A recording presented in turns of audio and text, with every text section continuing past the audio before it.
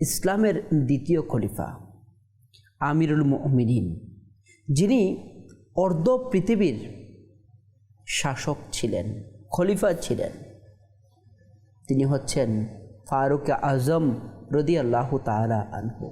এখনও পৃথিবীর জমিনের মধ্যে শাসন ব্যবস্থা যার উদাহরণ দেওয়া হয়, যার শাসন ব্যবস্থার স্বপ্ন সকল মুসলমানরা এখনও আশা করে, আকাঙ্ক্ষা করে, আর তা হচ্ছে ফারুক আজম রাদিয়াল্লাহু তাআলা আনহু এর শাসন ব্যবস্থা।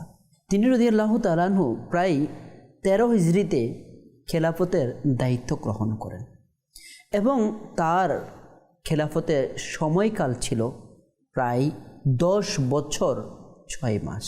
ফারুক আজম রাদিয়াল্লাহু তাআলা আনহু এর শাসন ব্যবস্থা সম্পর্কে আমাদের জানা এবং তার থেকে শিক্ষা গ্রহণ করা, যিনি অর্ধ পৃথিবীর খলিফা হওয়া সত্ত্বেও মুসলমানদের কষ্ট সম্পর্কে, মুসলমানদের কোনো ঘাটতি সম্পর্কে, অভাব সম্পর্কে জানার জন্য রাতের আঁধারে, কুয়াশার মধ্যে, ঠান্ডার মধ্যে নিজের প্রহরীকে নিয়ে মুসলমানদের বাড়ির পাশ দিয়ে চলে যেতেন, হাঁটতেন আর খোঁজ খবর নিতেন কাহার ঘরে কী সমস্যা রয়েছে।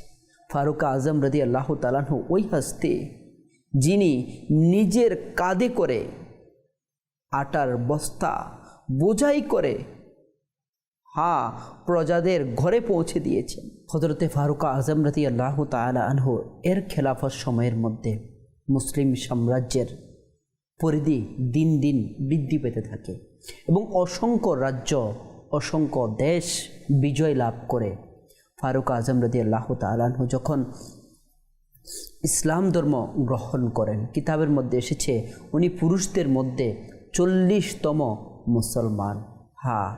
ফারুক আজম রাদিয়াল্লাহু তাআলা আনহু যখনই ইসলাম ধর্ম গ্রহণ করেন, এরপরে প্রকাশ্যে নামাজ, মুসলমানরা নামাজ পড়া শুরু করে। ফারুক আজম রাদিয়াল্লাহু তাআলা আনহু হিজরত করার চিত্র সম্পূর্ণ ব্যতিক্রম।